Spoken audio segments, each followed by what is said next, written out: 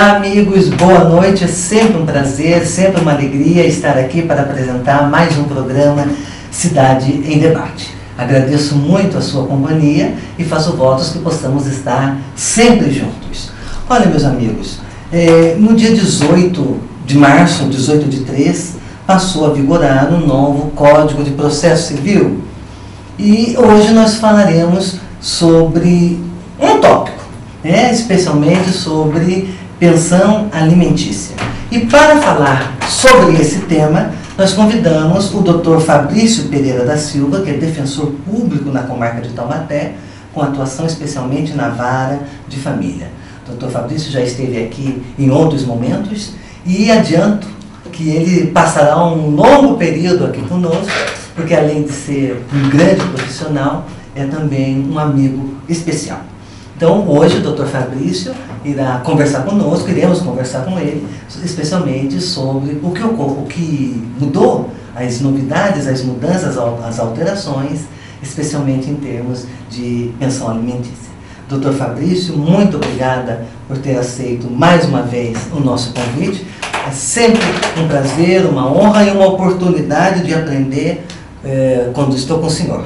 Muito obrigada. Obrigado, Sônia. Boa noite. A quem dedico também as belas palavras aqui me foram postas. Também tenho tido uma grande profissional, uma grande comunicadora, uma grande prestadora de serviço à cidade de Taubaté.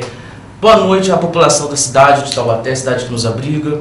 Primeiramente, é uma alegria muito grande para a Defensoria Pública do Estado de São Paulo estar aqui mais uma vez sentada nessa bancada que eleva uma comunicação e um saber à população de Taubaté de valores incomensuráveis. E falar com a população de Taubaté, principalmente em relação à questão dos alimentos e demais outros pontos da Lei 13.105/2015, que é o novo Código de Processo Civil, é algo muito engrandecedor, porque esclarece muito. Ainda não há grande doutrina sobre o tema, porque ainda não há jurisprudência consolidada, então a doutrina hoje ela se baseia muito na exposição de motivos do novo CPC, aos debates que teve na PUC de São Paulo, na PUC do Rio, USP, o FRJ, aos congressos que teve, aos preletores do Código. Então hoje está tudo começando ainda, uma nova exegese, um novo momento do direito processual civil brasileiro, que a gente viu de um código de vertente italiana, que era de Enrico Túlio Lieberman, 73, e hoje nós estamos entrando num arquétipo de um código feito justamente por doutrinadores de cunho brasileiro. É a primeira vez que temos uma doutrina feita justamente baseado na realidade do Brasil. Sim. Doutor, eu gostaria que o senhor, de saída, explicasse para nós o que é exatamente o direito de alimentos. Então, alimentos é um direito que é consolidado pelo Código Civil, que dá a seguinte natureza. Alimento, na verdade, quando as pessoas falam, eu tenho direito a alimentos, pensa muito na comida, mas não. Alimentos, na verdade, são valores, é a prestação civil. É uma quantidade, um dinheiro, um valor a ser pago para aquele que necessita. E esse valor ele tem que, no papel, auxiliar na cobertura dos principais riscos de vida, ou seja, a própria alimentação, os alimentos in natura, o lazer, a educação, o vestuário, ou então, seja... engloba tudo isso. O termo alimentos não é necessariamente comida, não, mas tudo aquilo que alguém necessita para a sua sobrevivência mínima, né? Mínimo, sendo adulto ou criança. E é muito comum a doutrina falar, aquele que paga o alimento é chamado de alimentante, e aquele que é credor dos alimentos, que recebe os alimentos, é o alimentado. Tá. Aí temos essas duas nomenclaturas, que é um pouco técnica, mas é bom a população saber. Por quê? É bom os senhores saberem. Porque é utilizado muito até nos mandados, muitas vezes, alimentante e alimentado. E muitas vezes os advogados, a Defensoria Pública, o próprio Ministério Público e o próprio juízo de direito, ele utiliza esses termos, alimentante, alimentando, alimentante, alimentado. Sim, você sabe exatamente onde você está. Exatamente, no processo. Você localizando o processo. Exatamente. Então, inicialmente já fica esclarecido que a pensão alimentícia não é necessariamente para comprar comida, não, mas um conjunto de coisas que a pessoa, que o alimentado precisa. Exemplo, material escolar, certo, faculdade do filho, também faz parte dos alimentos. Por isso que temos a jurisprudência do STJ dizendo que os alimentos são devidos ao filho, ainda que maior, até os 24 anos, uma idade que foi estipulada pelo conjunto de observações que foi feito pelos tribunais, que até 24 anos as pessoas ainda estão nas faculdades. Sim. Então é devido aos elementos para poder custear a faculdade, o estudo, a educação, a instrução. Tudo isso leva um nome genérico de alimentos. Alimentos. Ah, e ó, isso é um esclarecimento importantíssimo. E o importante é falar que os alimentos, até os 18 anos, ele vem em relação da relação de poder familiar. Só que com 18 anos, pelo Código Civil de 2002, o que acontece? A pessoa alcança a capacidade civil, é a maioridade. Certo. Ou seja, de 18 anos para frente, inclusive é a responsabilidade penal, que agora o Código Civil ele atua junto com o Código Penal, que antigamente a gente tinha maioridade civil com 21 anos, no Código 16. Certo. No Código de 2002, nós tivemos agora a 18, ou seja, ela foi antecipada. A partir dali a pessoa é apta para o trabalho e responsável pelos seus atos. Todavia, cessaria os alimentos, mas se está cursando faculdade, está cursando um curso técnico, e não houve interrupção, sim, por mérito, ou seja, se a pessoa continuar o alimentado, continuar necessitando daquele amparo, não mais pelo vínculo do poder familiar com o instituto, mas pela solidariedade. O direito de solidariedade entre os parentes permanece a pessoa alimentícia até os 24 anos. Essa solidariedade entre parentes, entenda-se pai e filho? Pai e filho, pai também em relação, pai e filho, avô com o neto.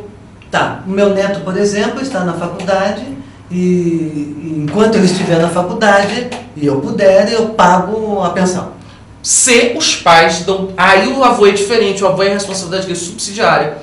Desde que os pais não possam. Não possam. E por ser subsidiário, não necessariamente os avós vão pagar o mesmo patamar que o pai pagaria. Eu posso dar uma contribuição. Exatamente. E por que tem que diminuir também o patamar do avô? Porque o avô, na maioria dos casos, está coberto pelo Estatuto do Idoso.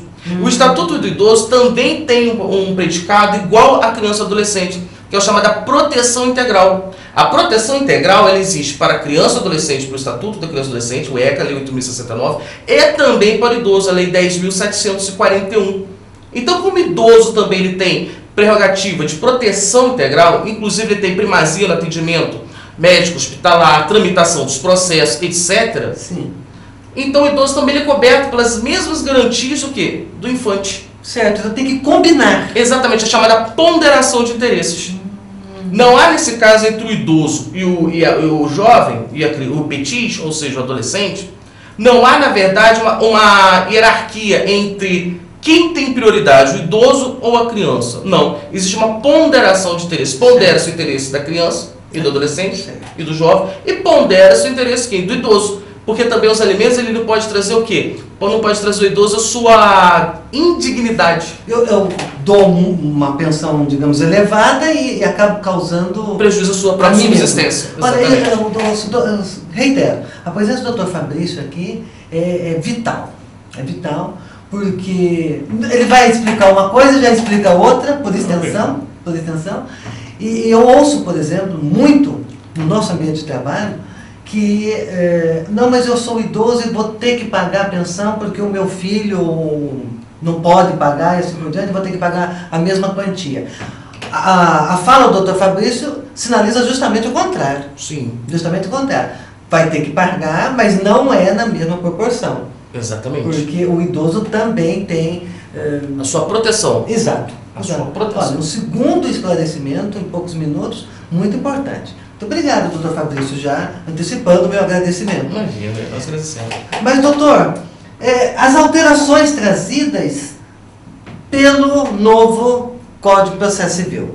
Exatamente, as novas alterações, especialmente sobre alimentos, pensão alimentícia.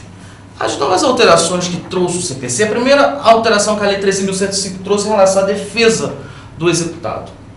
Antigamente, nós tínhamos dois ritos, que eram muito comuns. O 733, que é o rito mais conhecido, que é o chamado rito de prisão do devedor. E o 732, que é a execução por quantia certa. Antes a pessoa era intimada a pagar em 3 dias.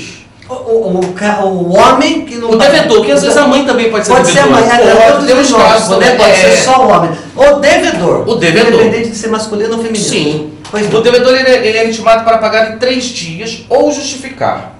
No caso do 733, no caso do 732, ele era intimado a pagar ou então apresentar sua defesa, que era chamado os embargos à execução. Só que antes o prazo era contado de dias corridos. Hoje o prazo, pelo novo CPC, todo o CPC é regido por 3 dias úteis. Porque todo o CPC é regido por dias úteis. E no caso, a lei uniformizou o prazo, são 3 dias úteis, tanto para execução por quantia certa, quanto execução por rito de prisão. Detalhe, essas execuções elas deixaram de existir o nome iuris de execução. Como o processo de sincrético é chamado cumprimento de sentença. Então o cumprimento de sentença ele pode ocorrer tanto por rito de prisão, quanto pelo rito de execução por quantia certa, que é o famoso por penhora, para buscar bens do devedor. Então, se a pessoa não está devendo pensão alimentícia, um devedor, seja homem, seja mulher, ele é intimado para pagar aquilo em 3 dias úteis. Por exemplo, se foi intimado numa quinta-feira, foi intimado, recebeu intimação. Quando começa a correr o prazo?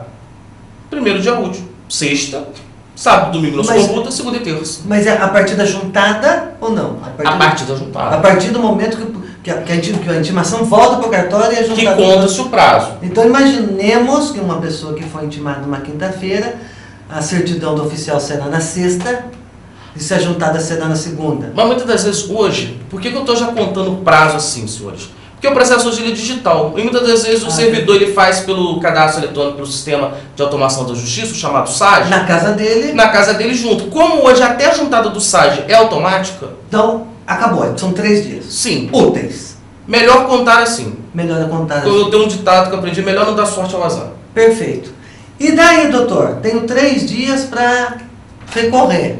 3 dias, na verdade, para se defender. Vamos usar assim a palavra defesa, porque falar recorrer muitas vezes se remete à teoria geral dos recursos. Sim, até porque não houve ainda uma... Não é hora. Não é hora dos recursos. Não é hora, tá certo. E para eu me defender. Isso, para você se defender. Primeira coisa, execução de 733, a antiga 733, hoje do artigo 528. Importante, uma inovação. No 528, você tem que apresentar justificativa idônea. O que é justificativa idônea? Qualquer fato da vida que te impediu a pagar os alimentos. Exemplo, uma doença, um acidente, etc. É muito comum a pessoa utilizar para justificativa idônea o desemprego. Todavia, a gente tem jurisprudência no STF, STJ, dizendo que não é o desemprego, não é motivo idôneo para o pagamento da pensão. Mas o desemprego é motivo idôneo, muitas das vezes, para revisional. Só que no antigo código, ele não era sincrético, ele não era dialético. A justificativa, o devedor ele não podia propor uma revisional. Ou seja, eu quero alterar a pensão. O valor da pensão, quero diminuir. Certo. Hoje, o novo CPC, a Lei 13.105, melhor falando, ela autoriza isso. Então, quando a pessoa apresenta sua justificativa, ela pode albergar elementos ali para uma revisional. Eu faço tudo no mesmo momento? Isso. Ou seja, eu alego a minha defesa. Por exemplo, eu estou devendo pensão alimentícia. Eu estou tentando traduzir porque a nossa... Eu sou um devedor, estou com uma citação na minha cabeça, estou com medo de ser preso. Isso. Eu sei que eu estou devendo. Estou devendo. Daqui a pouco chega a intimação para eu pagar aquilo em 3 dias. Isso. Eu procuro um advogado ou a defensoria pública e falo, olha, vai apresentar a minha defesa, onde eu vou alegar os motivos pelos quais eu não paguei. Exato. E aproveito para pedir uma revisão, ou seja, está alto o valor. Isto. Mesmo que eu pague agora, daqui a pouco eu vou atrasar de novo porque está alto para mim. Eu faço tudo num pacote só? Pode. Mas só que o código, ao mesmo tempo que ele beneficia o devedor nessa parte, ou seja, ele já pode trazer um elemento cognitivo, ou seja, elemento de processo de conhecimento, elemento novo, modifica o título que embasou a execução. Ele também obtemperou de uma forma seguinte: você é devedor, apresentou justificativa, você apresentou emprego fixo. O código autoriza que as obrigações vencidas, quer dizer, o atrasado, possa ser descontado do seu pagamento até a metade do seu salário. Então aquela regra de 30%, aquela regra de penhorabilidade, inalienabilidade, etc. Na questão dos alimentos, por ser o quê? Direito fundamental, direito à vida. Alimento é vida. Uma vez que você não alimenta, você não se alimenta no sentido geral, vamos botar no sentido mais comum, a comida, a água, ou que comer, ou que beber, onde dormir. Inclusive os alimentos cobrem até o local para você dormir, sua casa, seu aluguel. Também é coberto pela natureza do alimento. Se você não tem alimento, você não vive. Então, da mesma forma, em virtude disso, o que ocorre? Autoriza que no pagamento do devedor, o código é bem claro, se diz funcionário público, militar, empregado registrado na CLT, poderá o juízo de direito, ou seja, estou falando juízo de direito porque tem comarcas que não tem vara de família, então é o juízo cumulativo. Certo. Então, o juízo de direito poderá expedir ofício para que venham descontados as obrigações vencidas até o patamar de 50% dos rendimentos líquidos do devedor. Então, deixa eu ver se eu entendi. Eu estou devendo. Tem 5, 6 meses. Isso. 5, 6 meses devendo. Pode ser autorizado pela Justiça descontar até 50%? Sim. Nossa, mas dá uma paulada. Sim. Por isso que eu falo, a pior coisa que tem hoje é dever alimentos. Além disso, a pessoa em não pagar os alimentos, antes não era possível isso, não existia essa figura do protesto de título judicial. Pode ser também determinado protesto do título judicial, ou seja, a sentença, aquela primeira sentença, o termo de audiência, que é muito comum falar do acordo judicial, que antigamente era para o artigo 269, a inciso 3 do CPC, hoje nós estamos regidos pelo 487 do CPC, que fala sobre resolução com mérito. Aquele acordo que determinou, porque você aceitou, adimpliu, você determinou o pagamento dos alimentos, aquele acordo pode ser levado a protesto a título de nota. Exemplo, como você protesta cheque, nota promissória, o título é protestado. E o nome protesto dificulta o quê? O crédito da pessoa. Então, peraí, eu sou sempre trocando em miúdos, que isso é uma coisa que eu faço questão de entender, não que eu deva pensar, mas é um assunto muito interessante e muitas pessoas poderão nos perguntar. E não é sempre que se tem o doutor Fabrício para ensinar a gente. Imagina. Doutor, eu estou devendo. O termo da audiência eu posso... É o termo da audiência que você está É o termo da sentença, é a sentença judicial. Isso. Eu levo aquilo no cartório de protesto, protesto aquilo. O juiz determina o protesto. O próprio juiz? O juiz determina. A penalidade, eu vou chamar de penalidade, mas não é exatamente esse o termo. É que eu vou sujar o nome da pessoa, é isso? Isso. Vamos falar assim que a coerção indireta, porque é uma coerção direta, ou seja, o juízo ele não chegou até você e fez a coerção direta, ou seja, expropriou bens, etc. A coerção indireta, o que é que ela fez? Ela trouxe o quê? Um gravame para a sua vida, o seu nome em protesto. E o nome em protesto nós sabemos, atrapalha conta corrente, cartão de crédito, cheque especial, dependendo de empresas que pedem aquela certidão negativa de registro, de protesto, etc. E vai estar seu nome constando lá. É um elemento que a facilitar a pessoa a pagar os alimentos. Por quê? Porque se você tiver o protesto, etc., dificulta muito a vida, embaraça a sua vida. Sim. Então a lei traz essa característica. Outra coisa também que temos que o novo código, que é a lei... Mas isso é totalmente novo. Novo. Isso é novo. Totalmente novo. Então quer dizer que além da pessoa ter que pagar os 50%, até 55%, ele ainda corre o sério risco de ser protestado. Sim. Quer dizer que o negócio é pagar. Sim. Evitar tudo isso. Exatamente. Tem uma construção que é muito antiga, eu também utilizava algumas vezes, que é a construção do artigo 40 do CPP, combinado com o Código Penal. O 40 do CPP é o seguinte: o juiz, tendo conhecimento de fato cometido pelo réu e materialidade que alguém cometeu um eventual delito, ou seja, crime, remete cópia dos autos ao Ministério Público para oferta de denúncia. Na execução era muito comum o devedor quanto mais, aquela pessoa que já teve vários mandados de prisão, aquela pessoa que não paga os alimentos, deixa totalmente o filho desamparado. Existe uma figura chamada abandono material, que é o 244 do Código Penal. O que ocorria? Ocorria que o defensor público, o advogado, o próprio Ministério Público, nas comarcas que não tem defensoria, que não tem atuação da assistência judiciária, o Ministério Público também é legitimado a ação de alimentos, também a execução, poderia requestar, ou seja, pedir o juízo, o seguinte: que fosse aberto inquérito policial para averiguar eventual delito. Hoje, o que ocorre? O novo CPC, eu costumo falar sempre a Lei 13.105, que é o número da lei, ela já está um predicado que diz o seguinte: havendo indícios que o devedor, ele procrastina, ou seja, ele demora, retarda o juízo, ou retarda a entrega da jurisdição por não pagamento, ou então ele apresenta defesas meramente procrastinatórias, o juiz poderá extrair cópias e determinar remessa dessas cópias ao Ministério Público para apuração de eventual delito.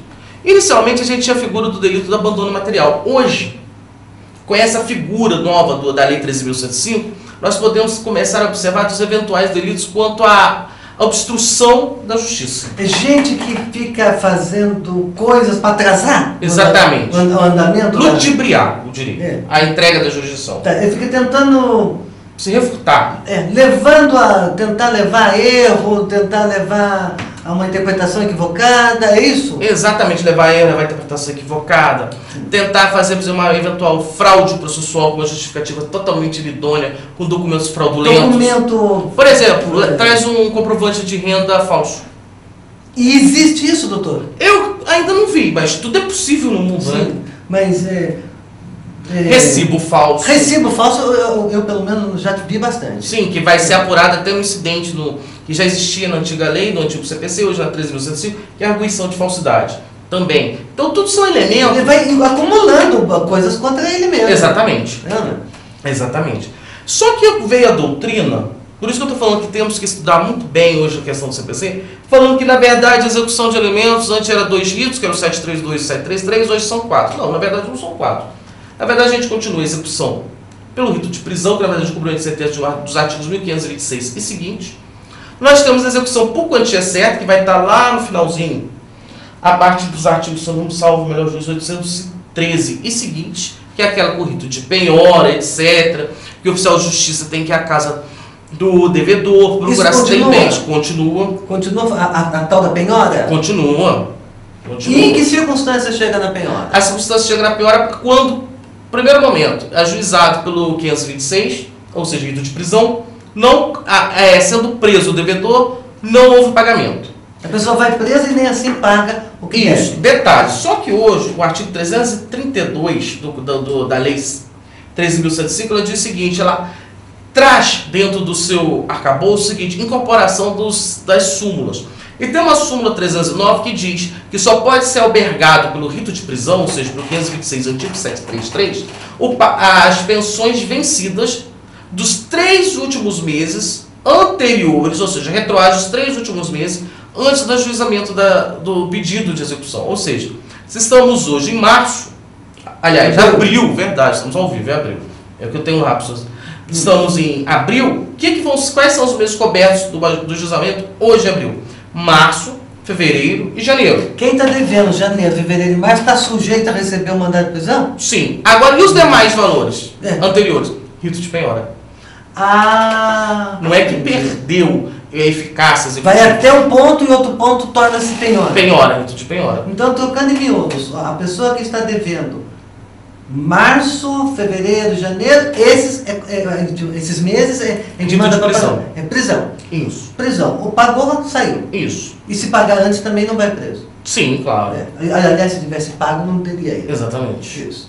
E o que passou disso, penhora. E aquele famoso negócio, doutor, de chegar na casa da pessoa e não ter bens penhoráveis? Não tem bens penhoráveis. Aí pergunta, acabou o processo? Não acabou. Não tem bens penhoráveis, existem as chamadas rotinas eletrônicas. Vamos trazer a descortina eventuais bens. Rotina para saber passe em júri, saber se tem valores de banco.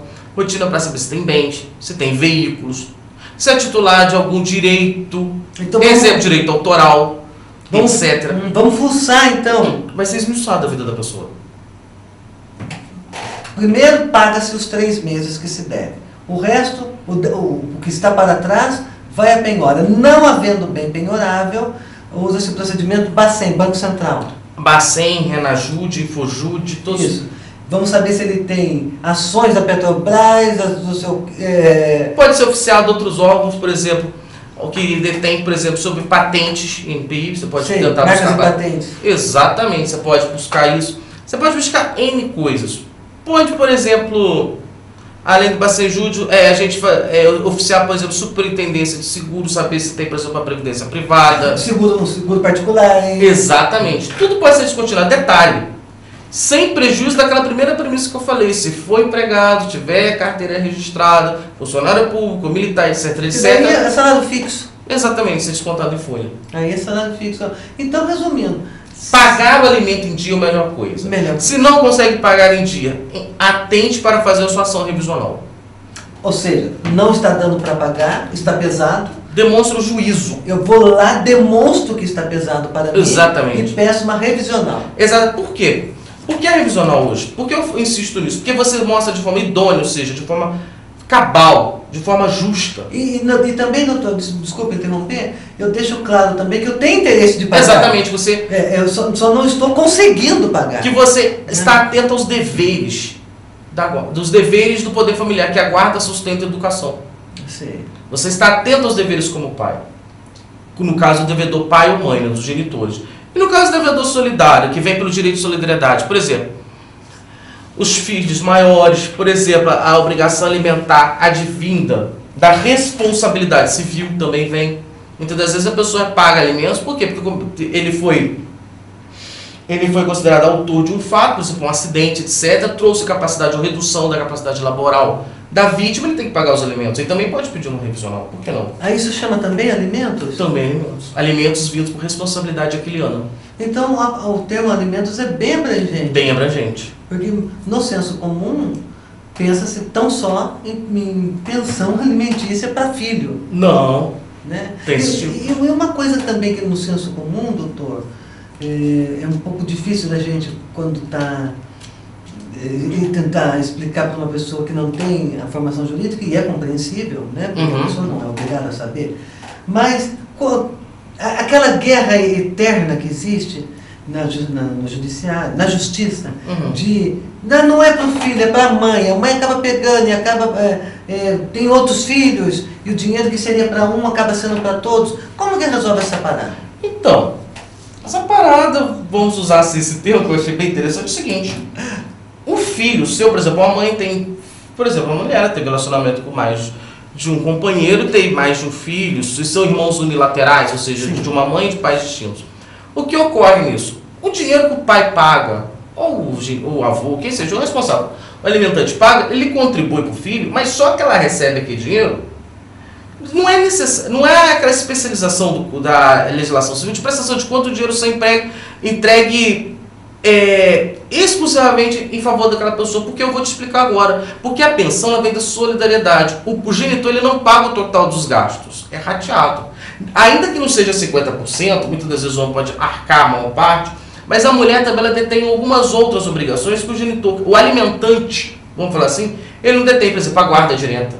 Certo. Ele não detém a higienização, a escolaridade dos cuidados com as crianças. Por exemplo, a energia elétrica. Não tem como mensurar quanto uma criança de 5 anos gasta de energia e um adolescente de 16 gasta. Perfeito.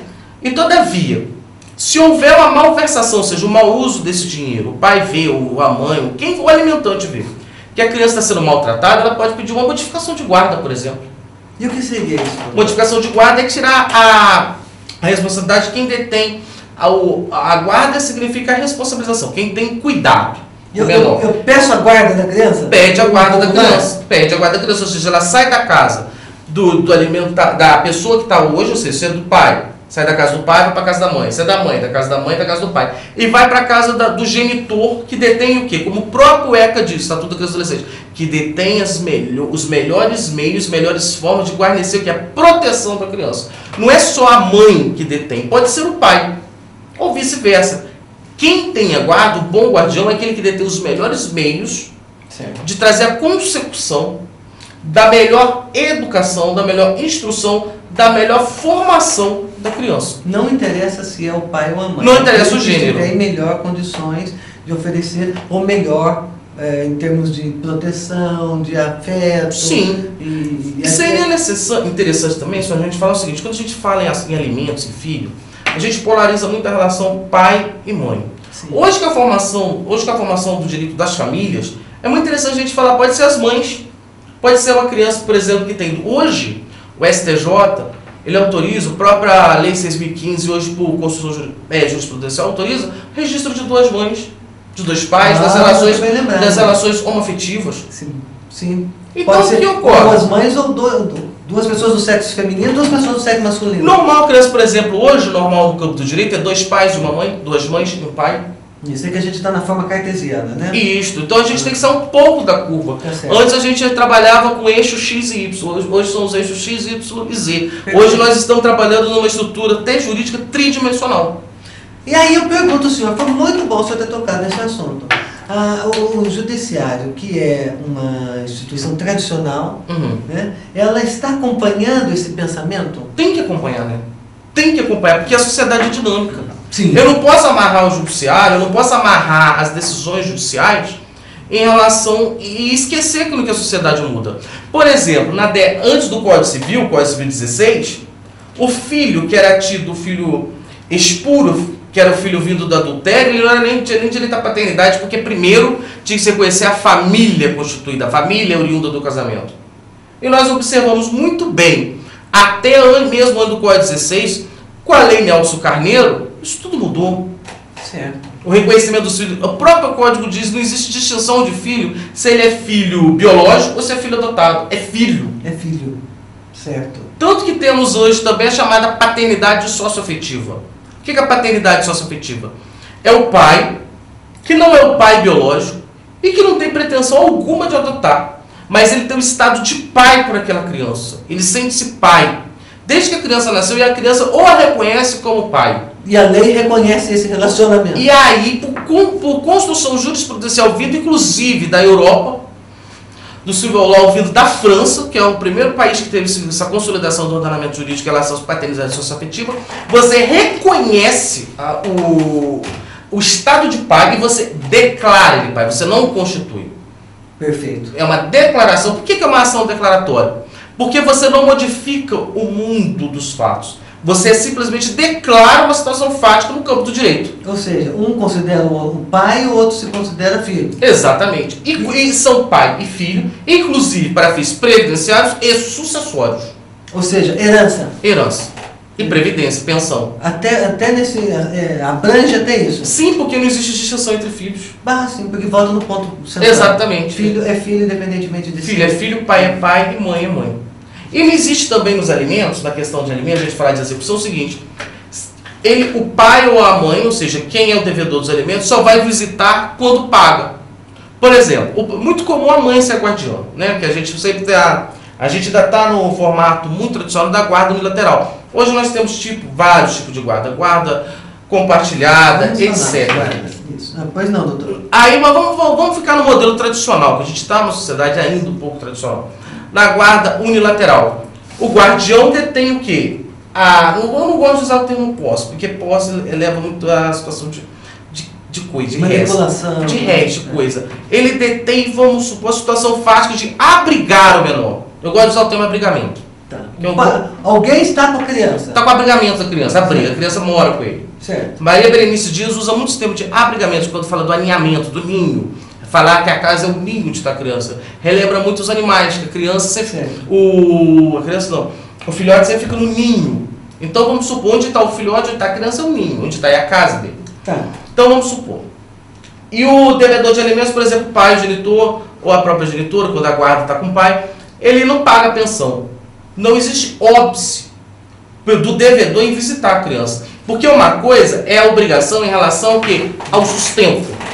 Certo. Outra coisa é obrigação relacionada à educação. Educação não é instrução. Instrução é aquilo que a gente tem na escola. Perfeito. Educação é a criança observar os costumes da família paterna, os costumes da família materna e aprender valores. Se eu estou devendo pensão alimentícia, eu posso continuar visitando o meu filho, é isso? Deve. Tá. Então, no fato de eu dever, não significa que você não pode vir visitar porque você está devendo. Não. E você pode, inclusive, se estiver sendo impedido de visitar, entrar com uma ação de cumprimento de sentença. Para você ter cumprido, ter respeitado o seu direito de visitação. Mas, ao mesmo tempo, não impede você, óbvio, sofre o cumprimento de sentença a pagamento de alimentos. Fica claro aqui aquela famosa frase redundante, mas que cabe aqui: uma coisa é uma coisa, outra coisa é outra coisa. Exatamente. Não se confunde alhos com bugalhos. Exato. Né? Então, se eu estou devendo a pensão, isso é uma coisa, é um processo. E eu quero visitar o meu filho e por algum motivo sou impedida, aliás, por algum motivo não, alegando-se isso, que eu estou devendo, não tem nada a ver. Não, porque são duas coisas distintas. Uma causa de pedir é diferente da outra. O impedimento que há, se houver, é aquele clima desagradável, né? Sim. Porque muitas das vezes a relação entre os genitores é totalmente diferente da relação entre eles, é diferente da relação do genitor com o filho. Por exemplo, termina um casamento, união estável, etc., até um namoro, hoje muito comum, né? A concepção da criança ela não advém da relação estável, de morar junto, da coabitação. Ela advém dos fatos da vida. Certo. E vem a criança. E muitas das vezes os pais, às vezes nem falam entre si, não tem diálogo. Todavia, a mãe tem um super carinho com o filho, daquela relação, daquele relacionamento. E o pai tem um super carinho com o filho. Ou seja, as relações elas são distensidas, ou seja, há um distensionamento. Porque a criança, ela não é objeto daquela tensão, daquela briga, da ruptura. E o pai, ele tem um relacionamento super maravilhoso com o filho e a mãe também. Compreensível. A briga do casal não tinha nada a ver E com o que queremos dizer com isso? O que prevalece, como eu falei no início da nossa fala, o Estatuto da Criança e Adolescente, ele dá a primazia que é a proteção integral da criança e adolescente, tem que se proteger a boa relação dos pais com o filho. Nós aqui não estamos discutindo a relação entre os pais. A relação entre os pais vai ser discutida em outro tipo de processo, que é o divórcio, o reconhecimento e dissolução de união estável, etc. Certo. Entre o filho e os genitores é outro tipo de relacionamento. Inclusive, em relação entre pai e genitor, é importante falar que os alimentos ele pode ser também fixados em ações, por exemplo, de investigação de paternidade. A própria lei que determina a investigação de paternidade, ela diz que lá naquele processo vai ser fixados os alimentos. Deixa eu ver se eu compreendi. Eu entro com um processo de investigação de paternidade. Isso. É o que chama-se no popular o DNA. Exatamente. O famoso DNA. E onde que entra a lei nessa, doutor? A lei entra o seguinte: você faz a pedido de investigação de paternidade. Vamos supor, Sônia acha, por exemplo, que X é pai de um filho. Certo. Entrou com o processo para averiguar a investigação de paternidade. Certo. Ou seja, fazer o exame, a prova hematológica, a prova do DNA. Tá. Né? Tá. Porque as pessoas falam exame de DNA. Na verdade, é uma perícia invasiva, que é chamada perícia hematológica. Pelo sangue, pode ser pela saliva, mas não pelo popular DNA. Sim, exame de DNA. É. Comum até em programas de televisão. É. Então, faz DNA. Mas naquele momento já não tem a suposição de seu pai, seu genitor? A criança não tem direito, não é direito fundamental, o direito à vida, o direito a subsistir? E a subsistência não vem dos alimentos? Fixa os alimentos. Fixa, independentemente do resultado final dos exames? Aí vem a questão. Se tiver alguma prova do relacionamento, por exemplo, fotos, etc, etc, etc, por exemplo, o suposto pai visitou criança quando era pequena, mas não registrou, etc. Aí você tem os chamados elementos da chamada hoje tutela de urgência, que é o fumus boniuris e periculum in mora. Aí você pode pedir a fixação. Todavia, não tem esses elementos, não tem problema. Fixa, não se fixa os alimentos e vem o exame, a prova hematológica, o DNA positivo. Você tem chamados alimentos o quê? Pretéritos. Quando o juiz pode fixar naquela data ali. Hoje, por exemplo, descobriu hoje que é filho, fixou hoje os alimentos. Todavia, retroage desde a data de citação. Pode acontecer isso. São chamados alimentos pretéritos. Doutor, em síntese... Descobriu que a filha está devendo. Quando descobriu, está devendo desde o início do processo. Tá, eu resolvi pedir o DNA quando meu filho tinha, digamos, 5 anos. Pode? Pode, você pode pedir a qualquer momento. Isso. Inclusive entre adultos, você pode pedir a investigação de paternidade. 15 anos? 20 anos. Mas só que acontece o seguinte: para não ter estabilidade, vai retroagir a data da citação. Se você entrou no processo hoje, ele foi citado, por exemplo, há 8 meses atrás, os alimentos não vai dever desde 15 anos. Ele vai retroagir até a data da citação. Ah, então tá bom. Meu filho tem 20 anos. E eu resolvi, então, hoje, fazer uma investigação de paternidade. Então, não vai retroagir aos 20 anos, mas vai retroagir a data. Mas aí, como ele tem 20 anos, a gente não está mais no poder familiar, tem que ver se ele precisa. Lembra do vínculo de dever de solidariedade? Então também não é automático, só porque ele tem 20 anos, ele ainda tem o direito. É automático para os menores, que vem do poder familiar. Passou do 18, vamos ver. Não, tem que ponderar. É certo. Até porque ele já é maior e capaz. Perfeito. Olha, gente, que observação importantíssima. Então a pessoa pensa, não, meu filho tem 19 anos, eu ainda tenho direito, vou entrar... Vai cair nisso aqui. Exatamente. Agora, se ele tem 17... Sim. Eu posso fazer uma investigação. E uma vez feita a investigação, feito o exame, vai ter que pagar... os alimentos. Que retroage até a data da citação.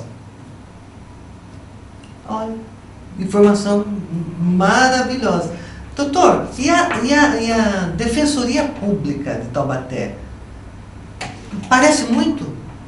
O quê? Investigação? Sim, não, ações de alimentos, ação de alimentos. Eu digo que o carro-chefe hoje, até por causa da crise econômica, até por causa do fato das pessoas conhecerem melhor seu direito, como programas, como sei que é muito esclarecedor à população, a população de Taubaté e região, ou seja, as pessoas ao conhecer seu direito, procura, porque tem um versículo da Bíblia da Chá, que é o Novo Testamento, que diz: conhecerei a verdade vos libertará. Ou seja, você conhecer a verdade, você vai conhecer seu direito vai te levar ao quê? A sua razão. As pessoas procuram. Hoje na Defensoria, em área de família, nós temos assim, posso falar com nossos maiores demandas repetitivas, são os alimentos, óbvio, as execuções, e as ações de família comum, divórcio também. Sim. Mas alimentos é o campeão.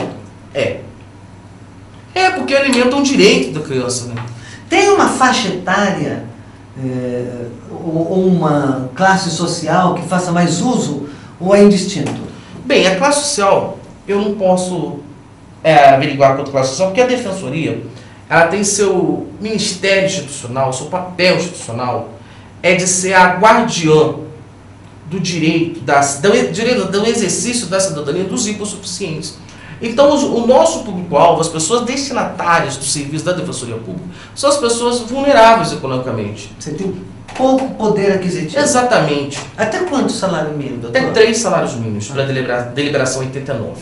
Quem ganha até 3 salários mínimos pode solicitar. Sim, quem ganha acima de 3 salários mínimos vai entrar nos critérios de triagem. Aí vamos observar se tem alguma pessoa que está em situação de egresso na família, se tem alguma pessoa portadora de necessidade especial, se tem alguma pessoa que necessita, por exemplo, de medicação de uso contínuo, e etc, etc, etc. Que isso será avaliado caso a caso no sistema interno da Defensoria, através da triagem, que é o atendimento inicial ao público, que ocorre todos os dias, dias úteis aqui em Taubaté, de 8 às 9h30 da manhã, na sede da Defensoria, que é a Praça Coronel Vitoriano, número 113, próximo ali a Convento Santa Clara, Casa da Criança, e hoje... o Departamento de Educação e Cultura. Mas hoje o ponto crucial ali é falar que é perto do Burger King, da Avenida Marechal Deodoro. Ao lado da Casa da Criança, em frente à Secretaria de Cultura e Isso, Turismo. perto do Convento Santa Clara. Mas como as pessoas às vezes não sabem o que é a Casa da Criança, não sabem o que é... Mas o Burger King, todo mundo sabe que é da Marechal. O posto de gasolina. Exatamente.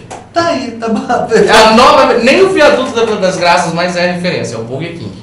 Anota aí pra mim dar uma novidade. E não estou fazendo propaganda. Não é assim, é uma contratação. Doutor, um assunto que é muito comum, no senso comum, nós estamos aproveitando para explorar o doutor Fabrício mesmo. Explorar no bom sentido, aproveitar a oportunidade, reitero, para aprender com eles, né? Doutor, é muito comum eu ouvir, olha, eu não vou à defensoria porque demora. E eu tento explicar que o prazo é um só, né? E que a demora em função da procura. Tem muitas procuras. Eu gostaria que o senhor tirasse essa pecha de que ao ir à defensoria a coisa é mais demorada do que se eu constituísse um advogado particular. Vamos falar duas coisas. Primeiro, por que a defensoria as pessoas demoram? Muitas vezes, quem vai à triagem, você usuário do serviço da defensoria, nosso jurisdicionado, quando chega a triagem, observa que você não é a única pessoa na triagem. Nossa triagem é uma triagem volumosa. Nós atendemos todos os assuntos atinentes à justiça estadual. Civil e criminal. Civil e criminal, e execução penal, e infância e adolescência. Jurisdição da infância e adolescência. Infracional e não infracional. Ou seja, tudo que rola na justiça está albergado pela Defensoria, exceto as causas da Justiça Federal, previdenciária e trabalhista. Porque daí também não está nas nossas atribuições, segundo a nossa lei orgânica. Certo. Então a Defensoria ela atende muita gente. Como atende muita gente, ela tem uma demanda enorme. Então nós temos o seguinte: a necessidade da população é infinita, como as nossas necessidades. Todavia, o nosso aporte ele é finito. Por quê? Porque, primeiro, somos serviço público. Certo. Então, nós temos um número de estagiários delimitados, temos um número um quadro de servidores delimitado, um quadro de defensores também delimitado. Por exemplo, para abarcar todas as ações de família e Taubaté na parte de autora, porque a parte ré vai pela assistência complementar, que é pelo convênio, Defensoria OAB. Pode ser também, aqui em Taubaté, no caso, restringe ao convênio OAB, mas pode ser também com outros institutos. Certo. Por isso que a gente costuma falar o nome correto, né, que é assistência judiciária suplementar. Certo. ou complementar, a depender, a forma que Já é em razão também do acúmulo Sim. de E trabalho, além né? disso, as demandas, elas vêm em número muito crescente. Né? Por exemplo, a área de família está crescendo muito, somos 2 defensores. 2 defensores para a vara de família de Taubaté. Sim, para todas as demandas de família de Taubaté. Toda Que é qualquer questão de família. Isso, que é a 3ª defensoria, que é titularizada por uma colega, e a 9ª defensoria, que é a minha defensoria. Então podemos dizer que o senhor responde por metade dos processos de vara de família Da defensoria. Da defensoria. Isso. Que é dividido de forma equitativa. Metade. E o nosso atendimento, ou seja, como são várias pessoas também vão ao atendimento, por exemplo, para retorno. Que as pessoas falam atendimento de retorno. Na verdade, é o acompanhamento processual. E o acompanhamento processual também depende do atendimento do defensor, atendimento dos auxiliares do defensor. E as pessoas vão, porque elas têm o direito e devem, e eu fomento meu, vá, converse, procure. É o seu direito. Todavia, nós temos essa questão de pessoa, de atendimento, questão humana. Sim. A questão de Recursos aporte. humanos. Exatamente, recurso humano, a questão de aporte. E o nosso aporte, por ser limitado, as pessoas, eu peço até compreensão, eu mesmo desço e falo, para compreender até eventual demora. Não é a demora do ajuizamento em si, mas a demora também De chegar, de chegar a sua hora. Chegar meu dia, eu estou na fila, é isso? Exatamente, em virtude disso, algumas vezes, algumas partes, elas demoram a ser ajuizadas. Não é porque a defensoria trabalha ao revés. Qualquer pessoa que faz defensoria, vai de manhã ou vai à tarde, vai ver defensor trabalhando. Vai ver que é o elevado número de serviços que temos. Sim. E nós temos muito prazer em atender. Eu, pelo menos, eu tenho muito prazer em atender, tirar dúvida das pessoas, conversar. É porque quando a gente atua em relação ao atendimento à população, é uma coisa, tem que ser uma coisa prazerosa. A gente tem que ter prazer em fazer o bem. E como eu sempre falo, a defensoria, todos os serviços da defensoria, seja pela defensoria pública direto, ou seja, você na regional, ou seja pela assistência judiciária complementar ou suplementar, são gratuitos, porque é direito seu, a gratuidade. Em relação aos prazos, a defensoria ela já tinha, pela lei 10.060 e pela própria lei orgânica da defensoria, lei complementar 80/94, ela tem a prerrogativa do prazo em dobro. Ou seja, prazo em dobro para recorrer, prazo em dobro para contestar. Ou seja, ela tem o prazo dobrado justamente por quê? Pelo volume, né? Pelo volume. Pelo volume. Pelo volume de serviços da defensoria. E um detalhe, o defensor público, por exemplo, até para os processos judiciais, hoje é muito bem claro, nos artigos 186, parágrafo 1º, é a intimação pessoal do defensor.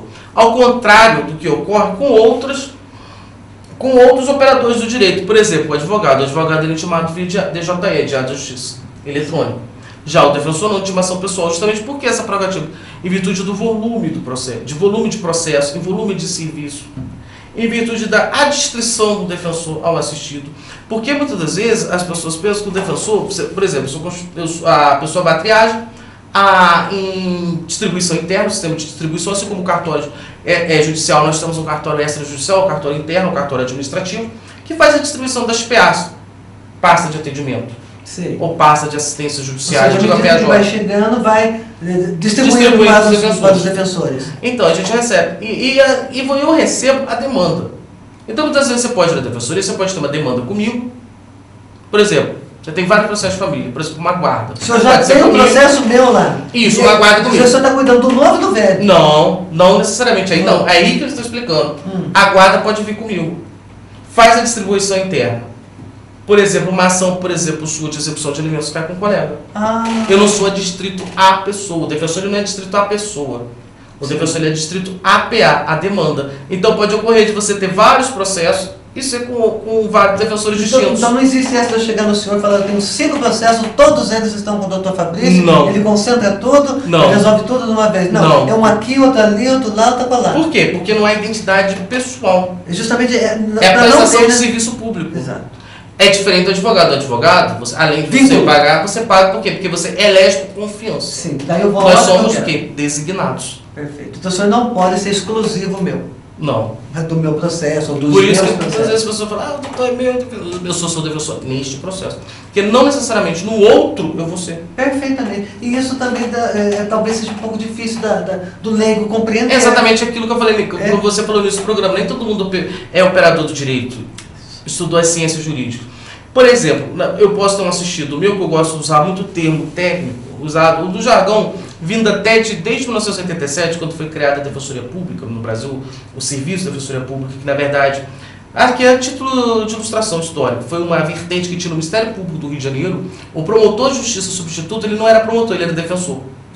Aí, com a Constituição de 89, foi criada a defensoria e aí teve essa divisão. Aqui no estado de São Paulo, a defensoria, por exemplo, ela veio dos cargos da Procuradoria-Geral do Estado, que é a antiga, que era a PGE, com a antiga PAJ, Procuradoria de Assistência Judiciária. Tanto é que é muito comum a gente escutar nos corredores dos fóruns, etc., chamar o defensor de procurador. Por causa disso. Eu chamei muitas vezes porque eu sou do tempo da PAJ.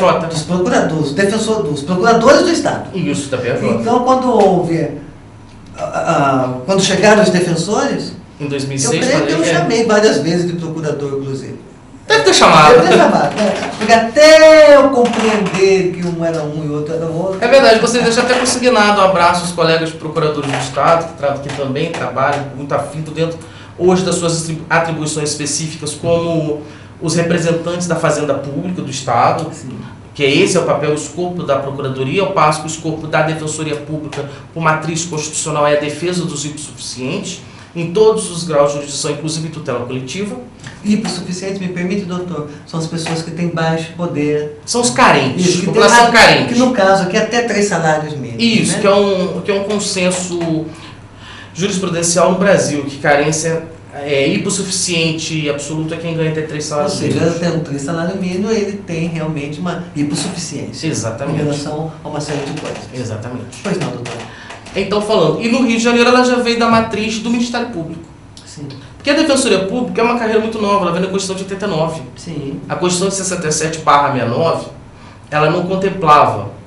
Ao passo que, se a gente observar desde a Constituição de 1824, principalmente em homenagem ao nosso área de ouro, nosso Rui Barbosa, ele já falava em relação de defesa dos vulneráveis, dos pobres.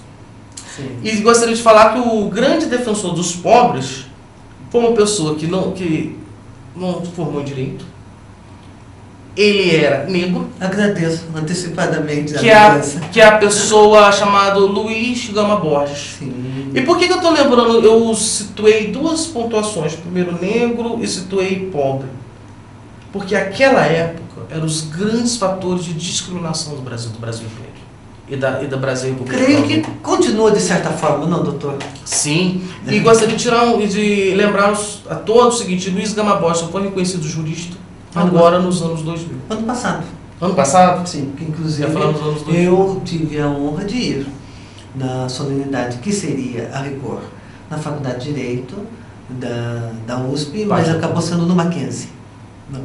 Só o ano passado ele foi reconhecido como advogado. E o senhor lembrou também, porque está vendo o meu novo cabelo.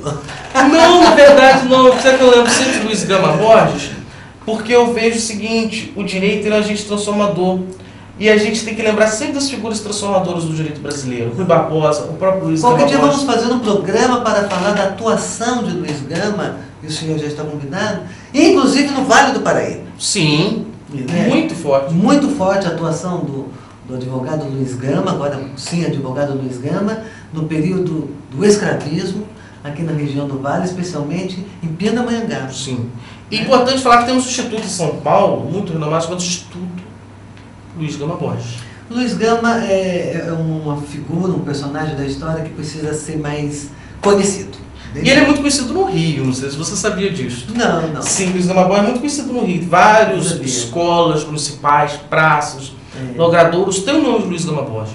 Porque também filho de Luísa Maim, né, que era uma rainha africana e que fugiu da Bahia e foi para o Rio de Janeiro. Exatamente. Talvez em razão disso. Ele é bem conhecido a figura. Mas vamos fazer um programa linkando o direito com Luiz Gama e com as questões sociais. Exatamente. E a gente pode também, já que vamos falar de direito, vamos passar o antagonista de Luiz Gama Borges, não no sentido de direitos sociais, no sentido de ser uma pessoa que já não foi pobre. Exato. Uma pessoa que foi membro do Poder Judiciário, um dos expoentes do direito brasileiro, inclusive auxiliou Einstein em sua teoria relativa, que é o nosso grande conhecedor do direito, hoje póstumo, porque já faleceu, Francisco Ponce de Miranda, que de poeta e matemático sintetizou todo o tratado, não do direito civil, mas do direito privado brasileiro, inclusive criando a teoria brasileira dos títulos de crédito. Eu digo que conversar com o Dr. Fabrício é sempre oportunidade de aprendizado. Olha aí, vocês estão vendo. E tem um detalhe, doutor, se me permite acrescentar. Hoje, 7 de abril, é dia do jornalista. Parabéns, senhor. Eu tenho déficit de atenção. E Luiz Gama, também conhecido como jornalista, advogado, abolicionista e poeta. Né? Então também fica a nossa homenagem aqui de Luiz Gama a todos os meus colegas jornalistas. Né? Exatamente. Doutor Fabrício, infelizmente nós estamos nos aproximando do final do nosso programa. Reitero que o convite para o senhor nos visitar muitas outras vezes. Eu que agradeço o convite. Nós estamos aqui pensando em ações conjuntas, meus amigos, e vamos precisar da orientação e dos esclarecimentos do Dr. Fabrício. Doutor, temos aí 2 minutos, eu peço ao senhor a gentileza de fazer as suas considerações finais. Bem, as minhas considerações finais. No início, na verdade, a gente veio falar de alimentos, no final vamos falando até de ações afirmativas com Luiz Gama Borges, né? Isso. E dando uma introdução para um outro dia. Exatamente, falando até da teoria brasileira de Fonte Miranda, também a gente que fala inclusive de habeas corpus também. E o que seriam as minhas considerações finais? Primeiro, você que é devedor de alimentos, se não está conseguindo pagar no patamar que é fixado, procure a defensoria, procure um advogado de sua confiança, procure o AB, procure o escritório experimental da Unital, ou seja, procure fazer a sua revisional. Você é credor, ou seja, que possui alguém, você que possui crédito, você se for maior, você é representante, seja mãe da criança, ou representante legal, tutor, guardião, etc. Procure também exercer o direito, porque o direito de alimentos não é o direito do representante legal. Quem executa é o menor, é o direito da criança. Não abra mão do direito, não abra mão do direito do incapaz, porque a criança é incapaz pelo critério biológico. Então não abra mão, porque é crucial que a criança tenha, como pessoa em formação, como pessoa em desenvolvimento, que ela tenha todo o aporte, que ela tenha todas as suas necessidades, todos os seus direitos tutelados. Então, essa é a beleza do direito. O direito, por ele buscar o equilíbrio, ele dá as mesmas ferramentas de defesa, ele dá as mesmas ferramentas ao ataque. Perfeito. E as questões jurídicas, elas, embora a gente saiba que tem o desgaste emocional, tem o desgaste subjetivo, lembre-se, toda vez que estamos no fórum, estamos na defensoria, estamos no escritório, lembre-se o seguinte: em primeiro vem a racionalidade, ou seja, o que eu quero dizer com a racionalidade? Vem a razão, a serenidade, porque no calor das discussões nós podemos ser ofendidos, podemos ofender, e muitas das vezes aquilo que poderia ser conciliável passa a ser o quê? Inconciliável, por quê? Por causa da perda da razão, por causa desse distrato entre as pessoas. Tá aí, gente, muito mais do que um conselho, uma aula do Dr. Fabrício, creio que foi produtivo para todos. Doutor, mais uma vez, muito obrigada por atender o nosso convite e, de certa forma, também já atendeu os nossos próximos convites, porque não foi nem bem um convite, foi uma intimação. Recebida.